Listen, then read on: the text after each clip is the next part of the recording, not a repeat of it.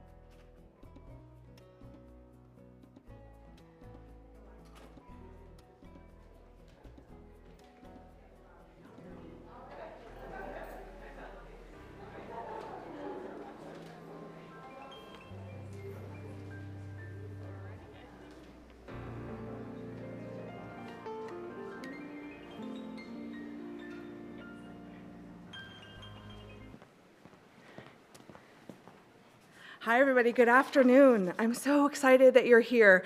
Welcome to the Allen County Public Library. My name is Beth Boatwright. I'm our Director of Community Partnerships and Programs. And some amazing ACPL staff have brought this presentation to you today. ACPL is here to enrich our community through lifelong learning and discovery, and that mission includes supporting local businesses and students and community members who want to discover new insights and learn new skills so that our workplaces and our city will be more welcoming and inclusive. We're so excited to welcome Dr. Kristal Walker to the ACPL today. I'm kind of bouncing. I'm really very excited about this. As we kick off Black History Month, Dr. Walker will be teaching us more about cultural intelligence and how we can leverage this skill set to develop a more supportive, inclusive workplace culture, especially for African American employees. We'd also like to invite you to join us in the theater lobby directly after the talk today for an opportunity to connect with each other as like-minded people who have just learned new things. We'll have some delicious snacks from Elijah's Bakery to share as well. So let me introduce our speaker. Dr. Kristal Walker has worked in the learning, leadership, and organizational development space for over 15 years, helping clients engage people, apply processes, and implement technology to improve human and organizational performance. She currently serves as the Vice President of Employee Well-Being at Sweetwater Sound, where she's responsible for crafting and leading wellness, diversity and inclusion, and training initiatives. She's also a training industry courses instructor, which is very, very cool if you look it up. She teaches other people to be excellent trainers and has even authored a new diversity and inclusion workshop. Dr. Walker is the real deal. She's a wife, a mother, truly one of the best in the business to bring us this learning opportunity today. So please join me in welcoming Dr. Kristal Walker.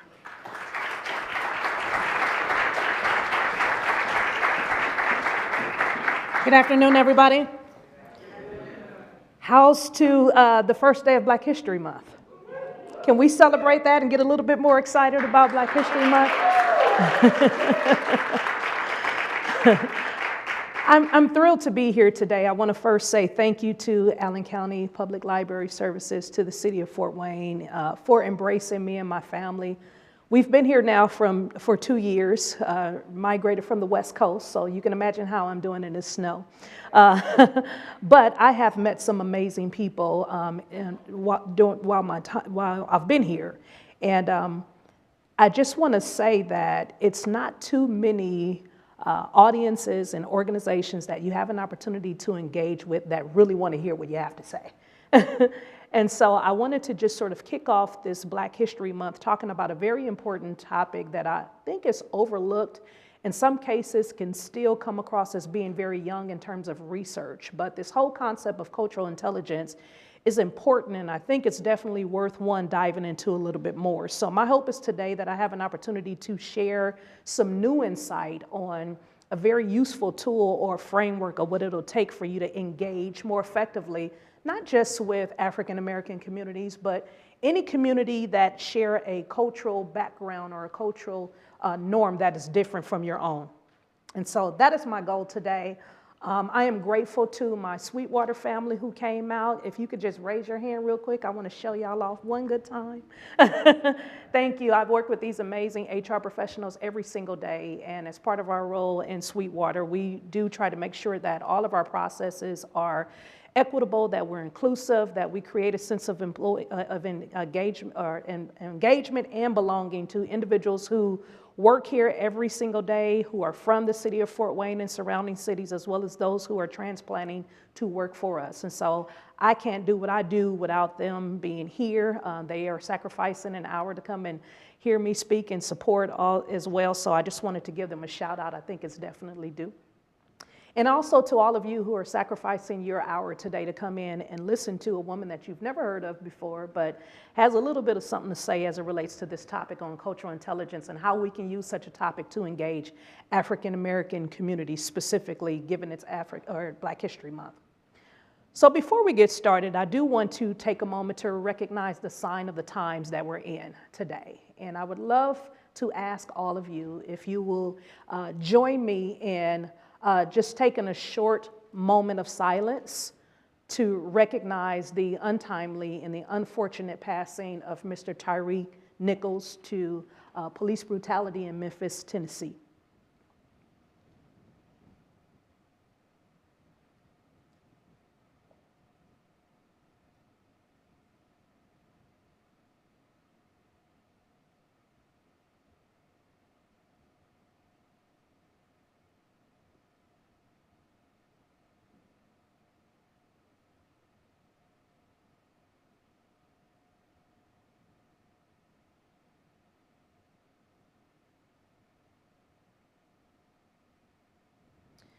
Thank you so much. Our hearts are with his family, his friends, those who are mourning his loss, as today is also the day that he is being buried and memorialized. But I also think that is one of the reasons why topics like this are essential for us to continue educating everyone within our communities, our circles of influence, on what it really means to create this concept. We're familiar with this language because of the work of United Front, but this whole concept of shared humanity, it's super important, and I think it's one that it's a language that isn't disappearing anytime soon. And so as we start to consider what it's like to embrace this life here, and what the many challenges some of our folks may be up against, some that you may or may not even be aware of, I think it's important that we take moments like this to just self-reflect, to be grateful that we do have individuals within our society who are standing for justice and standing to make a change, but also who have a very zero tolerance level for behavior like this that leads to the death of anybody. And so thank you again for joining me in a moment of silence for Tyree and his family. So for those of you who don't know me, my name is Dr. Kristal Walker. I've shared on many occasions, many platforms that I've had an opportunity to speak on, that I am originally from Los Angeles, California. I love everything about the West Coast, especially the weather around this time of year. Nevertheless, I have learned how to put on a jacket, get comfortable, and play outside with my 6-year-old in the snow. And I can tell you that my transition here has been amazing. I've met some of the most amazing individuals. I'm grateful for the opportunity to step outside of my comfort zone and be willing to go to a place unknown, uproot my family. I'm grateful that I had a family who trusts me enough to be willing to support my vision to transition here with me as well. I have spent, as my bio was read, the more I think about it, I probably should update that because it's actually been closer to 20 years in the learning, the leadership, and the organizational development space. And yes, I've gone to school, I've got all the fancy degrees and all of that stuff, but really, as a person, I love learning. I love learning, I love engaging with individuals, I love understanding people's stories to give me a little bit more context of what it really means to engage with them in a very authentic way. And so public information, not ashamed of it at all because it's a part of my story. I didn't graduate from high school with my graduating class. In fact, at the age of 18, I gave birth to my oldest son. And I realized at that time that life had new meaning for me. And I think up until that point, I thought it was all fun and games, and I just took whatever life threw my way. But at the point that I became responsible for another soul, for another life, life tended to get really, really serious for me at that moment. And at that point, I started to realize it wasn't about me, but it was about this little person that I was ultimately responsible for, ensuring that he didn't have to suffer through some of the things that I had to suffer through from the trauma that I experienced in my childhood. And I think if we don't spend enough time thinking about some of those situations that hinder us, and this is for people from all walks of life, if you don't spend time addressing those things that either you didn't celebrate and you know you did an amazing job, they were significant enough for you to recall even in this day and age, if you don't celebrate those wins, or if you don't deal with those conflicts, they tend to show up in life one way or another, and sometimes in our workspaces. And so as we talk about what it really takes to engage and support African American employees, I'm going to be very vulnerable and I'm going to be very transparent today.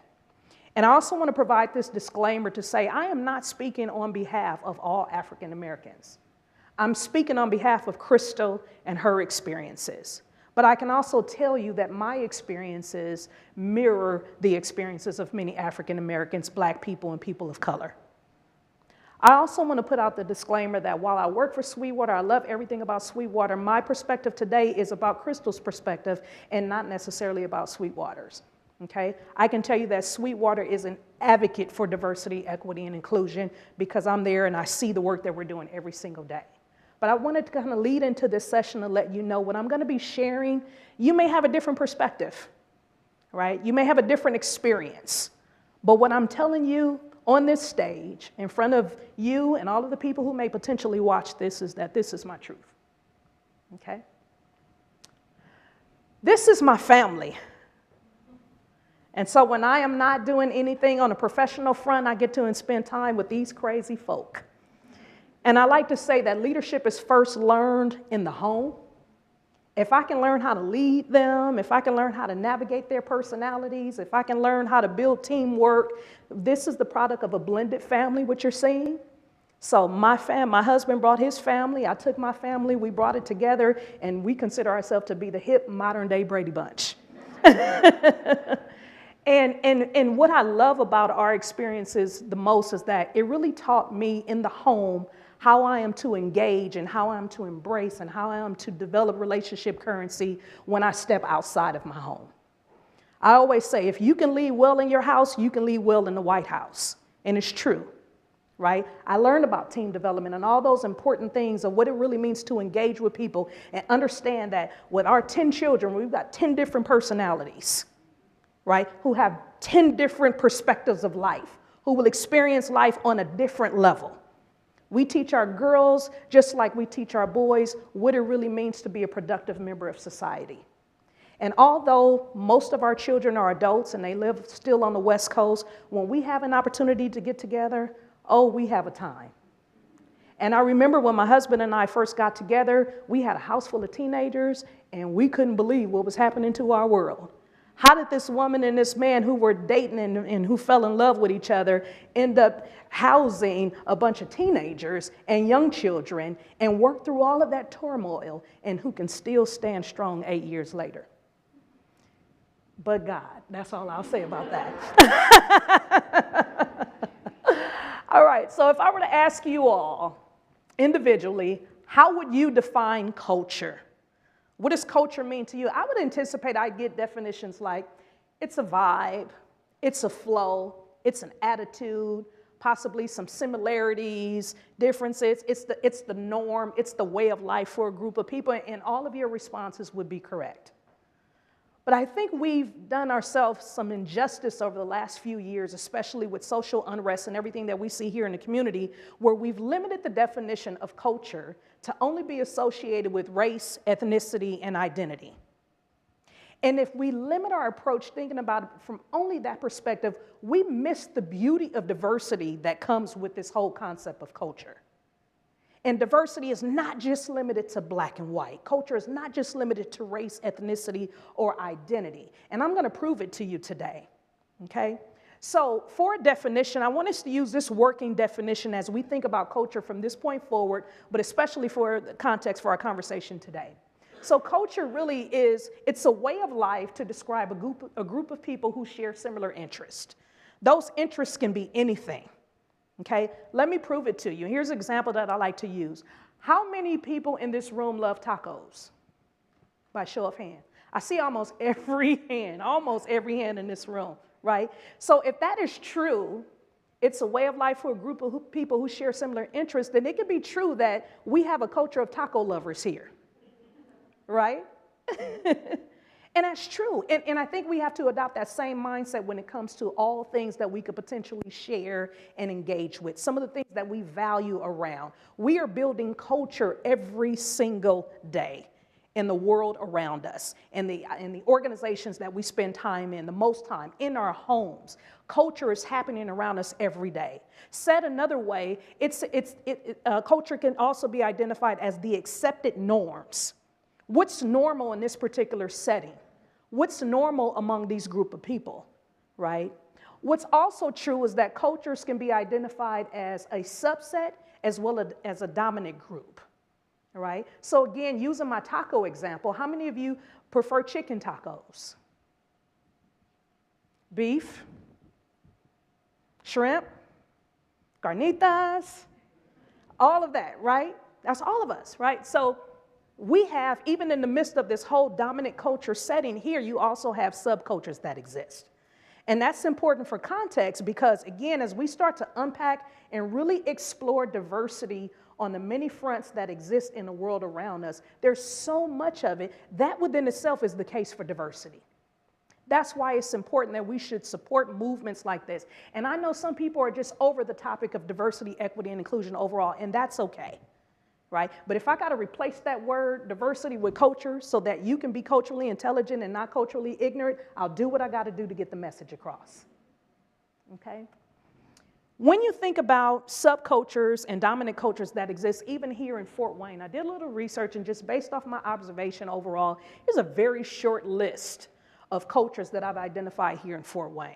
We have a business culture, we have political culture, we have an education and a sports culture, we have a farming culture, we have Greek life culture. I've never met so many deltas and AKAs in my life. I knew they exist, I just never been up close and personal oftentimes, right? We have a ministry culture, city full of churches, right? City full of servants, city full of people who are willing to come outside of their own and serve and support the well-being of others. That's culture. And it happens around us every single solitary day. And guess what? We also have a transplant culture. As we continue to invite individuals into this city, into this space, to help get with the mission and the vision around the city of Fort Wayne and Allen County, all of that matters to how we experience life every single day, how we engage with each other at work. And I'll dare to say it, it's not just enough to embrace African Americans in the workplace. I'm going to invite you to do it in your neighborhoods as well. Okay? Oftentimes, we think about culture from this perspective, right? We see everything at the surface level. And so we equate culture to food, to entertainment, to music, to arts, and all of those things. And it's because of that limited mindset that we aren't able to dive into the deep and really respect people for the different value that they bring to different situations, right? Attitudes, how we think about things is all culture. It impacts how we think about culture overall, our concept of our life, how we think about ourselves. It's culture. If I have a culture or a group of individuals who think highly of themselves and they're willing to thrive and they're willing to do whatever it takes to thrive, that's a culture of high performing and high thinking, high potential individuals. Likewise, if I have a group of people who haven't really discovered their value and their worth, and they're like-minded and they're grouping and they're growing, guess what? That's a culture as well. And the reality is, oftentimes, we coexist, whether we want to acknowledge it or not. which leads me to my topic around why it's important that we grasp this concept of cultural intelligence. Okay? Cultural intelligence, by definition, it's having the capacity to be able to function effectively and successfully in cross-cultural situations. And I thought it was important to be able to share this particular definition because now, based on our new definition of culture, we're not just limited to things like a vibe or a norm or race, ethnicity, or identity. Now that we have this broader understanding and context for the word culture, to be culturally intelligent now is to be fully aware and engaged and to adopt this mindset of wondering. It's about transitioning from having a fixed mindset or a prescribed mindset to say, hey, this is this way because, to transitioning to say, you know what, I wonder why this is this way. I wonder why she has brown socks showing in these heels. Really, it's because I had on some socks today that I needed to be comfortable with. Not because I don't like to appear and dress right? My husband turned me on to these compression socks. Game changer, right? Game changer, right? But again, instead of having a prescribed mindset around how we think about things, what if we transition to having a mindset of curiosity and wondering? I'm a part of a 12-month Cultural Intelligence Fellows program that I've been engaging in this month, effective this month or last month now. And one of the things that the facilitator talked to us about, and these are people from all over the world who share various cultural backgrounds, different cultural backgrounds, people from Singapore to Canada to Israel, here in the United States. So we all come with very different perspectives of how we experience life. And one of the things that he told us as he kicked off the session, he said, listen, you are going to hear some things that are quite different from your norm. You're going to learn about some experiences and some ways of life that you've probably never heard of before. But instead of coming in with a prescribed mindset, I want you to have a mindset that you allow yourself to wonder and exercise the level of curiosity. And I'll share what he shared with me that was life-changing. He said the most powerful tool that you or anybody else can ever have is a question.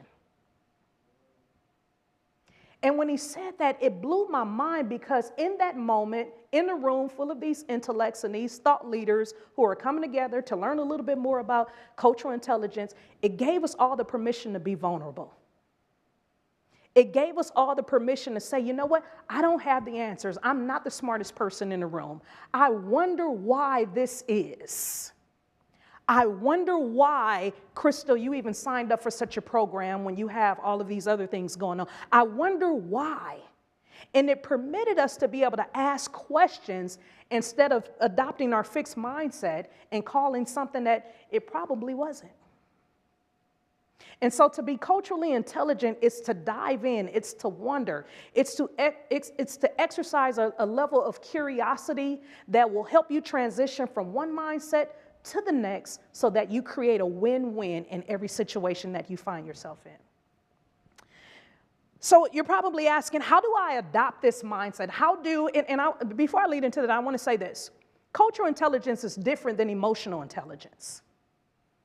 And I want to point that out because when you think about just this whole concept of intelligence overall, it's really about setting yourself up to be successful in that situation or having the capacity to be able to function in whatever form of intelligence that you're trying to acquire. And so some cases, our skill set is a form of intelligence. We can do things that others may not have the capacity to be able to do, all right? How we flex and leverage our emotions, we call that emotional intelligence. So how aware are we when it comes to our emotions showing up in different settings? How do we regulate in the moment? How are we socially cued into what's going on around us so we know what to say and what not to say in certain situations? That requires a level of intelligence, believe it or not. And the better you get at it, in my way, I like to sum up the word emotional intelligence to be equated to maturity. It's a level of maturity that you just gain over time when it comes to asserting your emotions. But cultural intelligence is different than emotional intelligence because, Megan, you and I can be in a room and we can be talking about something, and I can be laughing with you and giggling about something, and someone can overhear us, and they can find what we're talking about as being completely offensive. Because it could potentially impact or stir up something that's associated with their character or their culture. And if I'm not culturally aware, if I don't have any context of what we said and how it impacts their culture or how it could potentially become effective, that's a challenge. So I want to bring something up as an example. There is a colloquialism that we use in the African American community, and it's been a thing that we've used for a long time. When we are super serious about something, or we want people to know that we are honest to the core of our souls, we'll say, I put that on everything. I put that on my life. I put that on my mama. That's on God, right? We'll go to those extremes, right? Fast forward, we've been saying that for a long time, right? That's a cultural thing that we've adopted.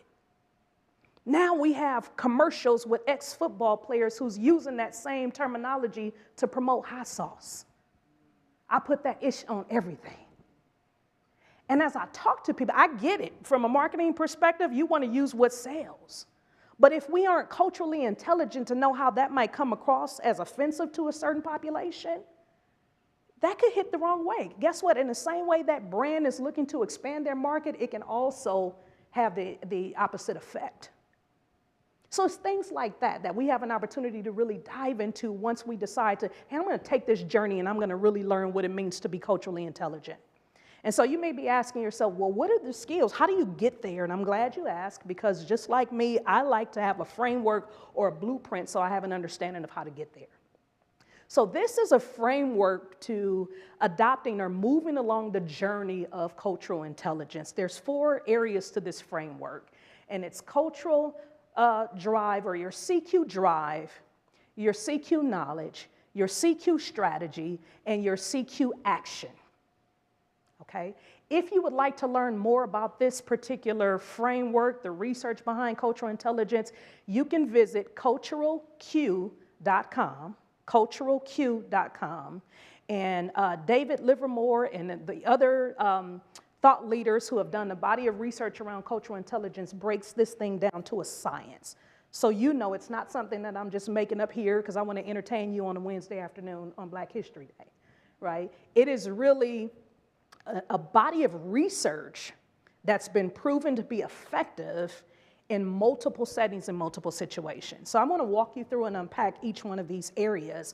And as I do it, I also want to sort of weave in the Black experience or the African American experience or the people of color experience as we show up in your organizations. So the first one is CQ Drive. This is about motivation. What is your personal motivation for wanting to explore other cultures? Okay? Is it internal? Is it that intrinsic motivation that, hey, I just want to do this because there's a personal sense of fulfillment that I get to experience as I learn and develop myself to understand and to be successful in cross-cultural situations, all right? Is it external, right? There's some sort of award you can look forward to as a result of leveraging your knowledge in this way. So CQ Drive is about your motivation. How interested are you? And you'll be amazed at how many people are totally fine operating in a silo. They'll operate their entire life in a silo and not spend time engaging with people or things that are different from what they're used to. So cultural drive, CQ Drive, is about having a personal motivation. And for some of us, our working relationships is what motivates us. We want to promote healthy working environments in the organizations for which we work for. That's our motivation, right? For some of us, we want to be able to leverage our personal influence. So maybe we are the individuals within our communities or our circle of influence who can gather a crowd, who recognize that your influence counts for something. And you know what? Because of that, I want to make sure that I'm engaged with what's happening in the world of people around me and those that I may find myself interacting with, okay? Maybe our motivation is birthed from our family dynamics. Maybe we have biracial family members, or maybe some of our families, I know mine does for sure, looks like a rainbow, right?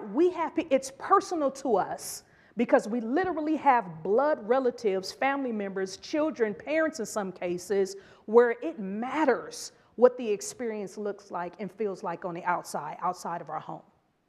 Okay? And then for others, we just want to stand in the gap to make sure that future generations aren't subject to a lot of this inequity and inequality as a result of their skin color. We're in it for the long haul. We're in it because we recognize we can't continue on having situations like Tyree Nichols or anything else in our community that tends to break us apart or break us down simply because of a skin color or some sort of systematic oppression or system. Okay? That's our drive. That's our personal motivation. We've come to develop great friendships and relationships with people from different cultural backgrounds. And what a shame it would be if I decided to stop talking to my friends who don't look or dress or talk like me because of some misunderstanding that's happening in society, or my ability to be motivated enough to step outside of my comfort zone and learn a little bit more about things that I'm not familiar with. Okay. The next in the framework is this concept, or the next step is called CQ knowledge. And this is really about, I'm motivated now, I get it, I understand the significance and importance, or I've identified my why, but now here's where I want to take things up another notch, and I want to start exploring in detail the similarities and the differences between my cultural norms and those that I may find myself engaging with. Okay? I am going to Singapore next month as part of this fellows program. And what I learned in Singapore, I realized that in order for me to be successful in that experience, I got to study the country. I want to know what's going on, right? I learned in my research that gum chewing, except prescribed by a dentist or a pharmacist, is against the law. You're shaking your head. You know exactly what I'm talking about, right? And so gum chewing is only permitted if you're purchasing or you have a prescription to gum that is nicotine related, if you're trying to kick a smoking habit. I'm so glad that I discovered that because I chew gum all the time. The last thing I want to do is go over there and get stuck, right? Because I want a piece of juicy fruit.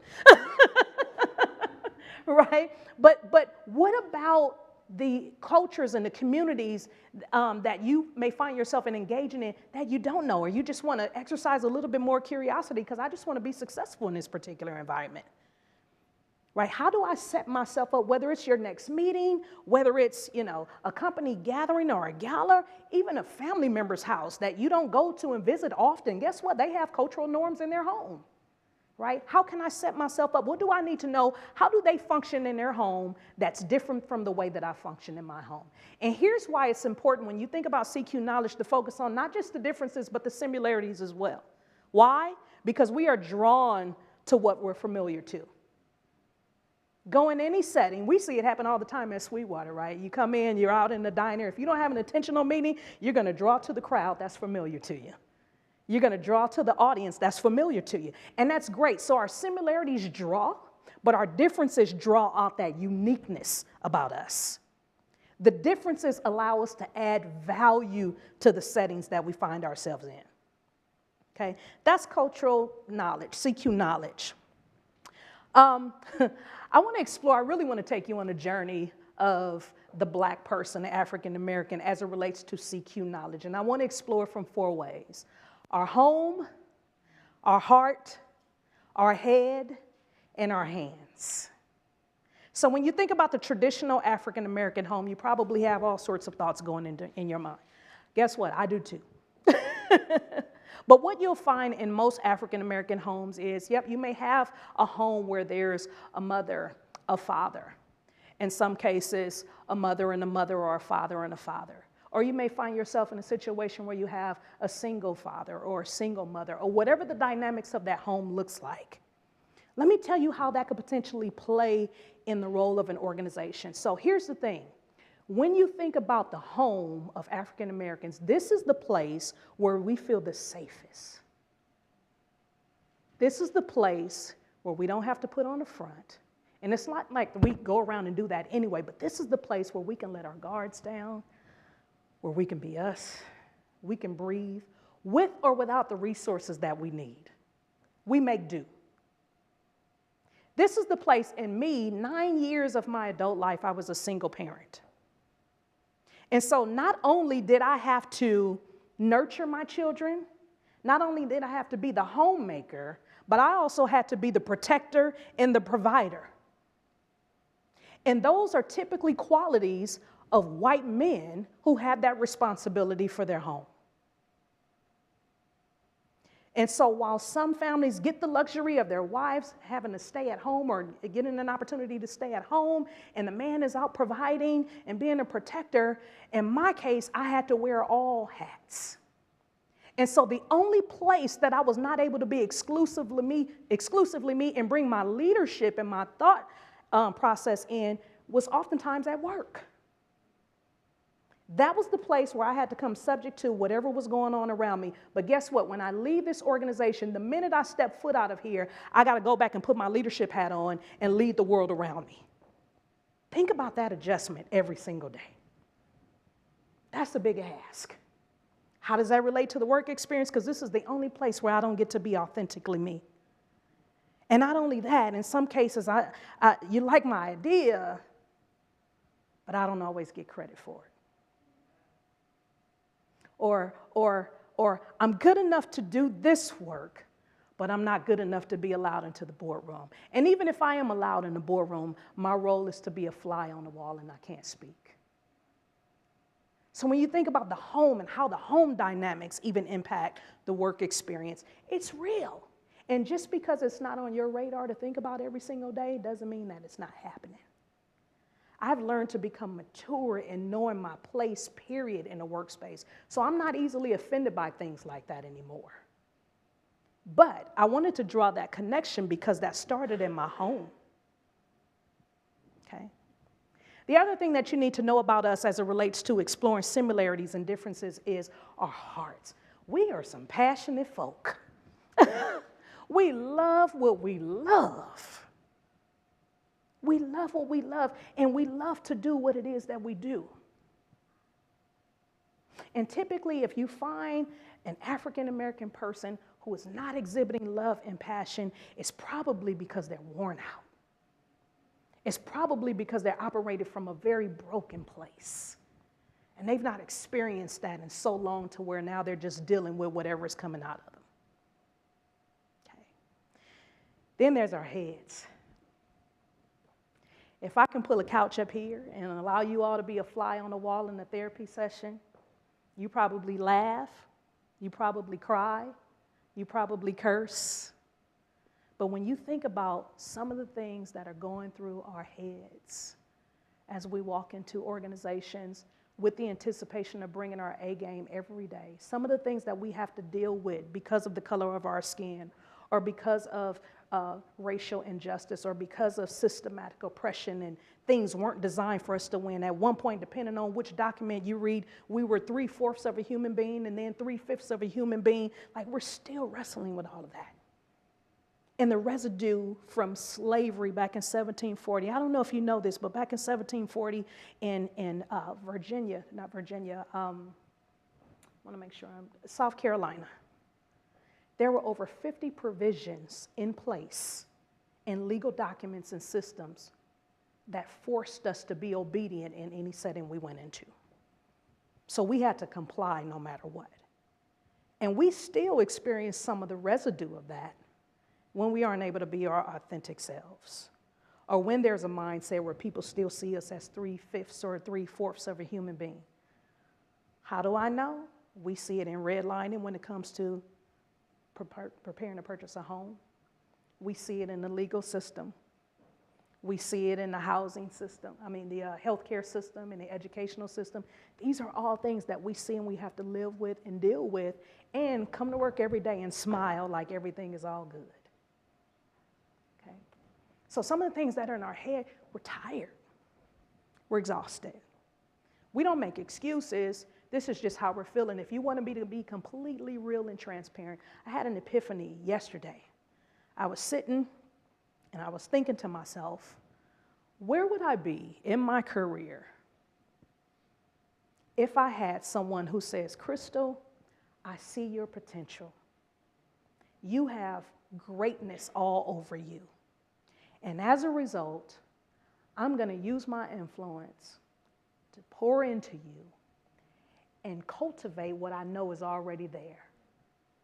And I'm going to use that, and I'm going to make sure I walk alongside you until what I see in you is manifested. And I recognize in a professional setting, I've never had that. I've never had that. In a personal setting, I did have someone walk alongside me for 15 years and tell me what it was like just to be a classy young lady. And I'm grateful for all of those lessons because I couldn't stand up here today in front of you being a 44-year-old vice president of a company with the character that I had way back then. But I thought about that. Where would I be if I had someone in an organizational setting who was willing to walk that journey? And I'm not talking about giving me all the fluffy stuff. I mean, Kristal, your attitude sucks today. Sis, you need to get it together. That's not how you carry yourself in the boardroom. Hey, you are going to be up against this audience, and they don't want to hear about all of that crap that's going on in your home. Right now, you need to get it together and be the business professional that we need you to be for this setting. I wish I had that. I wish I had that level of support. I don't fuss and I don't cry because I didn't, but a lot of what I've learned in my hard knock life, trial and error, what to do and what to say. People not having the courage to correct me when I was wrong. And that's what I appreciated most about this personal mentor that I had. She was willing to go there. She was willing to dig deep. And I'm grateful for that because a lot of that has transferred over into my professional career. But what I learned and what I explored yesterday, I'm a high-impact goal planner. I love everything about goal planning and reflection and all that stuff. But as I was reflecting yesterday, January 31st, of everything that I've accomplished to date, I said, you know, my spirit is weary. I'm weary because I feel like I have to keep chasing these rabbits and these carrots to experience a sense of security. And it is unlike people from other cultural backgrounds where they have someone looking out for them or they have someone walking alongside their journey. It's not letting them off the hook because there is work that has to be done. But I recognized my spirit was weary because I said, God, this can't be my life where I'm just chasing rabbits and carrots and trying to find the thing that's going to make security for me and my family so I don't have to work so doggone hard. If you know me, I'm not bowing out as an excuse maker.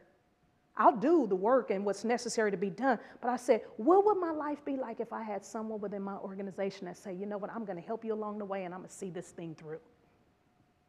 Imagine if you could be that for someone. Okay.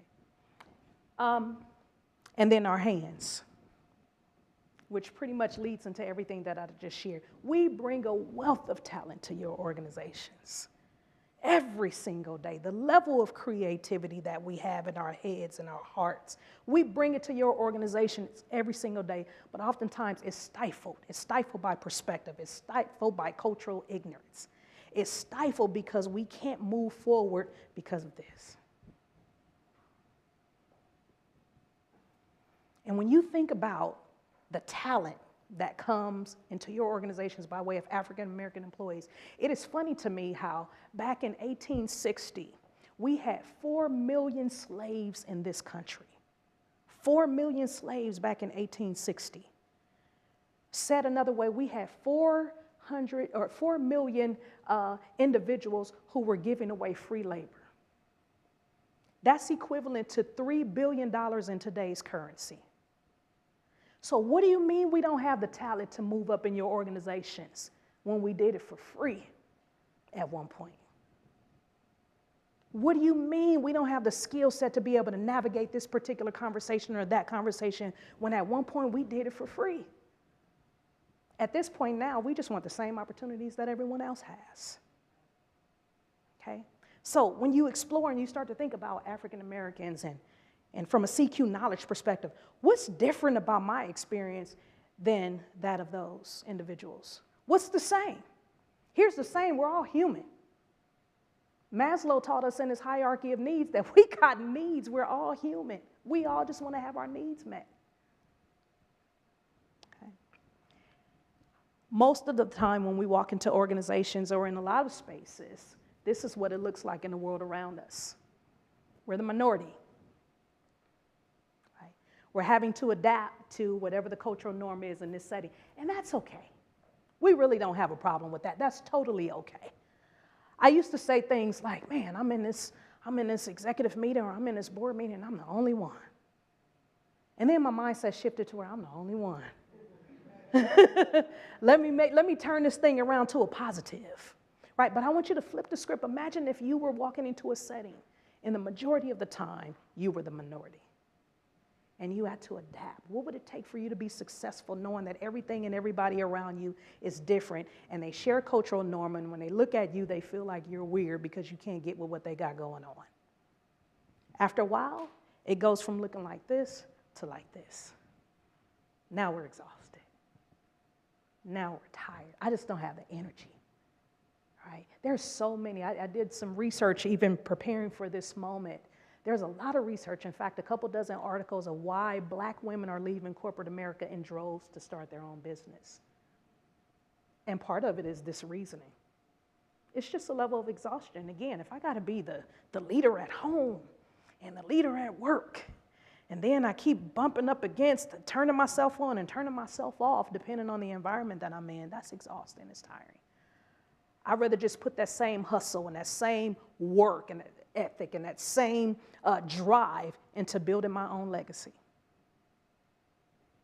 Okay. And then there's CQ strategy. This is the third element, CQ strategy. This is about preparing yourself. So I've taken the time, I'm motivated, I got that, check. I understand the similarities and differences, I got that, check. Now, what is my strategy as I prepare to go in and engage in these cross-cultural settings? What does it look like? What should I be thinking about if I know I want to be successful in this particular environment? What's my strategy overall? What kind of homework do I need to do? Right? Again, I'll use the Singapore example. I'm going there. What are the laws there? What's the weather? Right? My girlfriend told me, hey, where is the U.S. Embassy? You know what I mean? And so that's my strategy. I need an emergency contact list. Am I going to be going places to where I may potentially need a translator? I wouldn't know that if I didn't take the time to understand the similarities and the differences so I can work my strategy so that I can be successful in that environment. Okay? How can you prepare your strategy for your happenings every day when you leave this place? Think about the next meeting that you're preparing for. How many of you are going to be in the meeting sometime between now and the end of this week?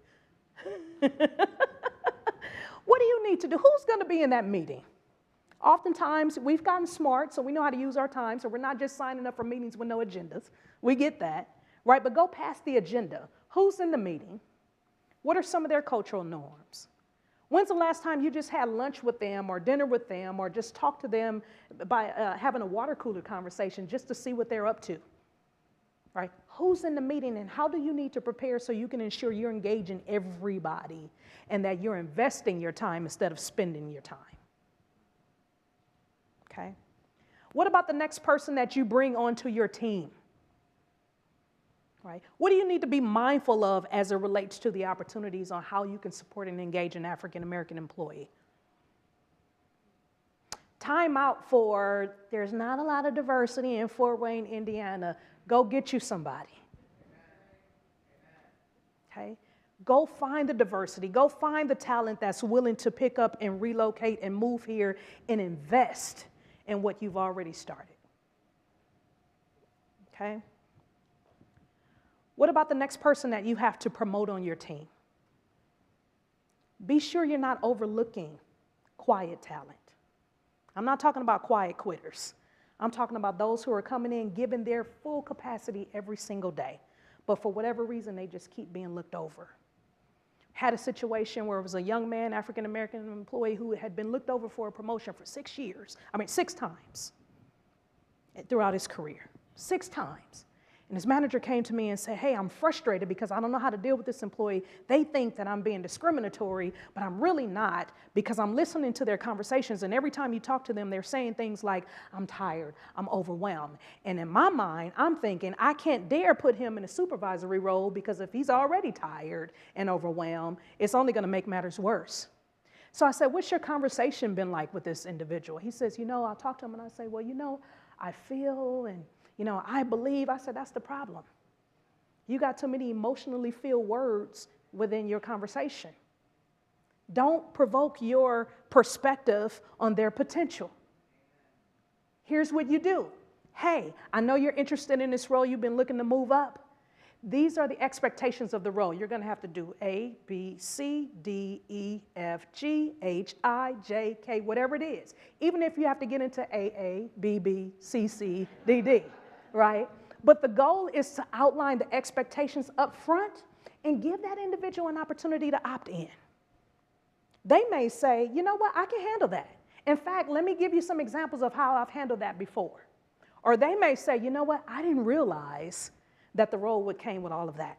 I need to develop myself in a couple of areas. How can we partner together so that the next time this opportunity comes up, I'm in position to take it? It's easier to have that conversation if we aren't leading in, again, with that prescribed mindset. Okay? And then finally, what steps do you need to take when it comes to planning your next event? Right? Who's going to be there? Are you serving food? Have you considered dietary restrictions? Is there going to be music playing? What's the dress code? All of that impacts, as we saw from that iceberg, culture. What we believe is valuable, what we love about our experiences overall, we bring all of that with us. And then finally, there is CQ action. This is about our ability to be able to adapt our behavior when a situation calls for it. So think about it like this. I'm in a situation. We're having a conversation about music. I happen to love hip-hop music. You happen to love jazz. We're having this conversation in live time, but the moment you hear that I love hip-hop music and that's not something that you like, I see your whole facial expression change, right? That's really about being able to explore differences in real time in a conversation and still stand 10 toes down on what you believe and respect the opinions and the perspective of someone else, even if they're different. How do you need to adapt your behavior in certain situations? It's not about becoming a sellout or walking in a setting and you have to put on this imposter syndrome jacket. No, it's not about that. It's about staying true to who you are and what you believe and still respecting the differences and the opinions of others. That's CQ action. How do you adapt? Adapting can be difficult. It really can. You're asking me to change? Why? What do I get out of it? Why are you moving my cheese? What about this particular situation is going to benefit me? But I'll tell you, every time I've been required to adapt, it's built character. And oftentimes we confuse that word character with a person that's charismatic, right? We think because someone can get us all riled up and enthusiastic about something that they must have character. Guess what? I can get you all riled up and still be a liar. Right? I can get you all riled up and steal. Right? So character is actually derived from the root word kasserai, which means chiseling or engraving or cutting or sharpening. And so character is developed through those life experiences that engrave or that cut us or that sharpen us in different situations. So if you aren't even willing to take this journey on cultural intelligence, we miss out on character development, okay? Easy way to explain this, and I'll wrap up and close with this is, how do you have dinner at home? How do you have dinner at home? So some of us may say, you know what, I don't even have time for dinner. I'm going through the drive-thru, right? Some of us have the luxury of being able to prepare the meal with our loved ones. Right? We make it a thing. It's a whole vibe. I love when I get a chance to cook with my husband. He does the meats, I do the sides, and we're like having a good time. We might even play some music and have a glass of wine, right? Some of us, we prefer just to grab and go. Dinner is cooked, let me go sit down. We're not sitting down at a formal table. We're just gonna sit down and grab our food and eat it as we see fit. Some of us, we are meal preppers at heart. I'm not eating a meal if it's not prepped and I haven't counted my calories and all of that good stuff. But whatever you do, however you dine, is your cultural norm for dining. Do you agree? Now, what if I asked you to be my guest at a fine dining experience, 5-course meal? You were the distinguished guest, and I can tell you that coming into this experience, we are going to love on you. We are going to embrace you. The ambiance is going to be right. The music is going to be good. We've considered your meal options and all of that stuff. What about your normal dinner routine would you need to adapt in order to be successful in this fine dining experience? I probably have to go back and take a meal or a lesson on meal etiquette, place settings, so I know which way to pass the tray when the food is being passed around. Simple stuff that I don't have to consider in my normal dining routine, okay? You might also be asking yourself questions like, well, would I even accept the invitation, right? Maybe I've never experienced a fine dining moment, and what do you do? Like, am I gonna be awkward or uncomfortable? What's going on here? That's CQ motivation, okay? Or you may be asking yourself, well, what do I need to know in advance? How many people are gonna be there? Like, we're among introverted folks who have to give an account for, hey, I'm going here, how many people are gonna be there? Who's coming? How long are we gonna be there? Because I need to know how much energy I have to preserve to entertain, right? Who's gonna be there? We wanna know that, right? That's our CQ knowledge. How can I ensure that I'm gonna have a good time?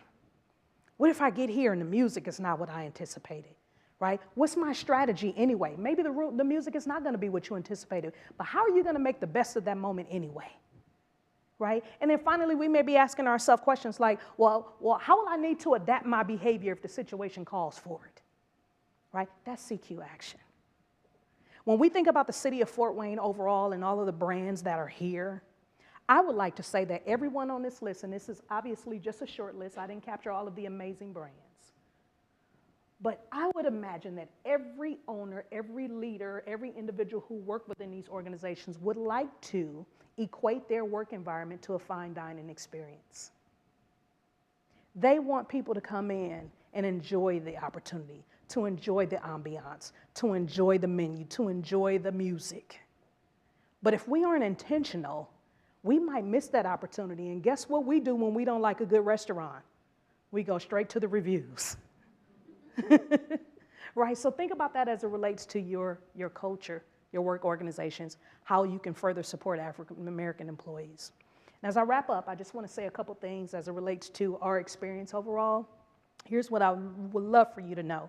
And in this case, I think I can speak for all of us.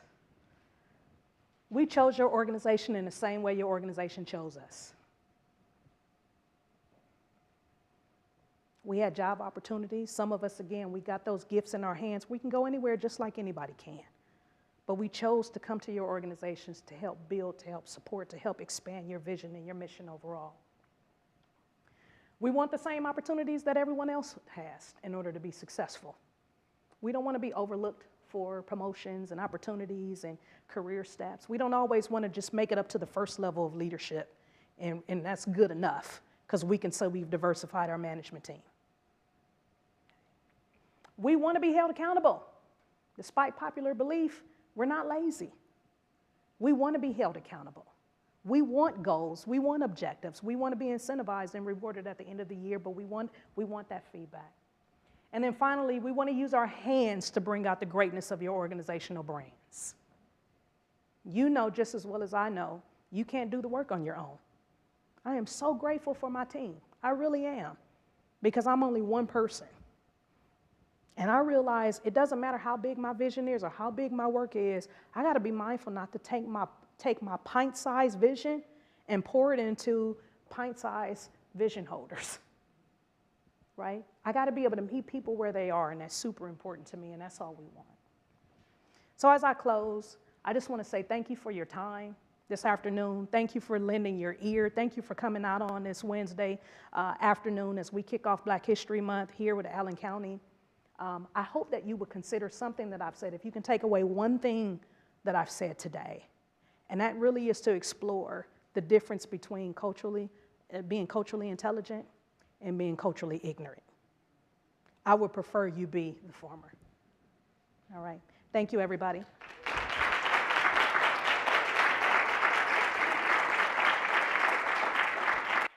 you stay with me for a moment? Absolutely. I wasn't kidding. She's really the real deal.